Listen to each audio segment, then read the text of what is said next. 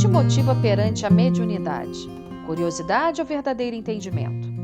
Olá, bom dia! Que a paz de Jesus invada os nossos corações nesse instante. Sou Melissa dos Santos e esse é mais um podcast Café com Espiritismo. Estamos na lição 5 do livro Seara dos Médiuns, pelo Espírito Emmanuel, através da psicografia de Chico Xavier. Emmanuel, nesse texto, vai falar sobre a questão 31 do Livro dos Médiuns, que está no capítulo 3, que fala do método. Nessa questão, Allan Kardec nos diz sobre as várias vertentes dos fenômenos mediúnicos.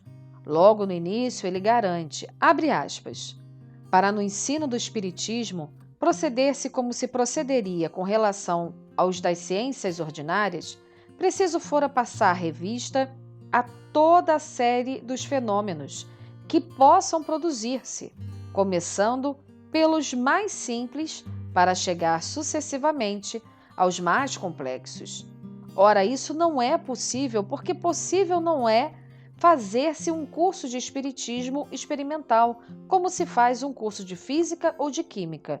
Nas ciências naturais, opera-se sobre a matéria bruta que se manipula à vontade, tendo-se quase sempre a certeza de poderem regular-se os fenômenos. No espiritismo, temos que lidar com inteligências que gozam de liberdade e que a cada instante nos provam não estar submetidas aos nossos caprichos. Cumpre, pois, observar, aguardar os resultados e colhê-los à passagem.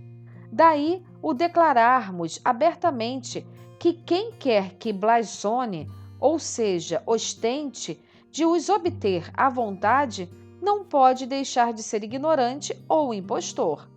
Daí vem que o verdadeiro espiritismo jamais se dará em espetáculo, nem subirá ao tablado das feiras. Fecha aspas. Em matéria de mediunidade, é importante ressaltar que cada fenômeno mediúnico faz parte de uma complexibilidade de fatores, a começar pelo espírito que se manifesta. Como dizia Chico Xavier, o telefone toca de lá para cá, na maioria das vezes. Junte-se a isso as milhares de nuances e, abre aspas, faculdades especiais e que estas faculdades variam ao infinito, fecha aspas, como o próprio Allan Kardec escreve nessa questão ao falar sobre a mediunidade mais ostensiva que os médiuns manifestam. Acima de qualquer fenomenologia, o espiritismo está para ser sentido. A mediunidade é uma oportunidade importantíssima de nos aprimorarmos, crescermos e de servirmos na seara do bem. E isso só acontece quando sabemos aproveitar as oportunidades que nos são dadas, nos fixando nos ensinamentos ou nas possibilidades de tentarmos ajudar os irmãos encarnados ou desencarnados, fazendo nossa parte durante os trabalhos mediúnicos, cientes que todos esses trabalhos no bem contam com toda a estrutura e auxílio da espiritualidade maior. Em outras palavras, o espiritismo não é para ser exibido como algo sobrenatural ou espetaculoso, e sim para ser transmitido como amor total de Deus por nós. Em vista disso, Emmanuel, nessa lição que iremos refletir hoje, nos diz, abre aspas, a curiosidade, quando respeitável, é princípio da ciência, mas somente princípio. Sem trabalho perseverante, assemelhar-se-ia de certo ao primeiro passo de uma longa excursão, interrompida no limiar.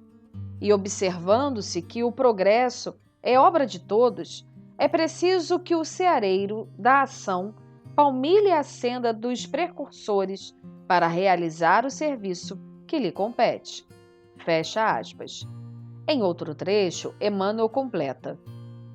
Por outro lado, é imprescindível reconhecer que a curiosidade, ante o deslumbramento, é qual semente de árvore destinada a bons frutos, conservada, porém, sobre uma campânula de vidro. Fecha aspas. Campânula de vidro é uma espécie de vaso em forma de sino, que mantém o fruto guardado impedindo que ele se expanda. Emmanuel usou de uma metáfora para dizer que quando ficamos só na categoria de curiosos ou deslumbrados ante a mediunidade, é como se guardássemos ela em uma caixa, em um vaso, de modo a não deixá-la crescer, não deixá-la se expandir e cumprir verdadeiramente a função. E segue o benfeitor no texto exaltando a importância do estudo sobre a mediunidade, para que essa ferramenta divina possa ser utilizada por nós da melhor forma possível. Diz ele, abre aspas, imaginemos um índio habituado aos sons da inúbia e do boré, que aspirasse a conhecer melodias mais elevadas. Apresentar-lhe só por isso uma partitura de Beethoven seria o mesmo que propor a filosofia de Spinoza a uma criança de berço. Antecedendo a conquista, é imperioso que a educação lhe administre o solfejo na iniciação musical. Fecha aspas. E continua o benfeitor, abre aspas. Não esperes assim que os espíritos angélicos venham ferir-nos o aprendizado.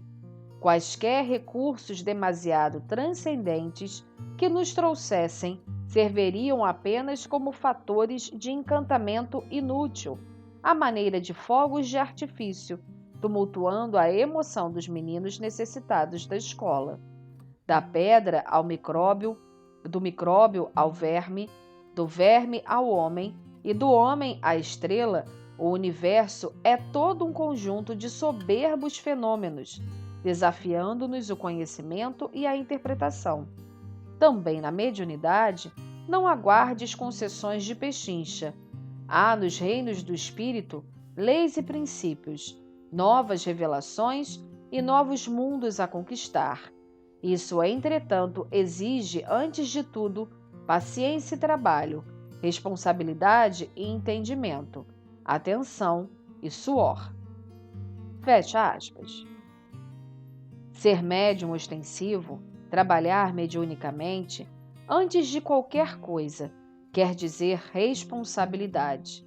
Lembrando mais uma vez de nosso querido Chico Xavier, que ao perguntar a Emmanuel o que seria necessário para atender ao chamado do Cristo e trabalhar no bem através da mediunidade, teve como resposta: disciplina, disciplina, disciplina.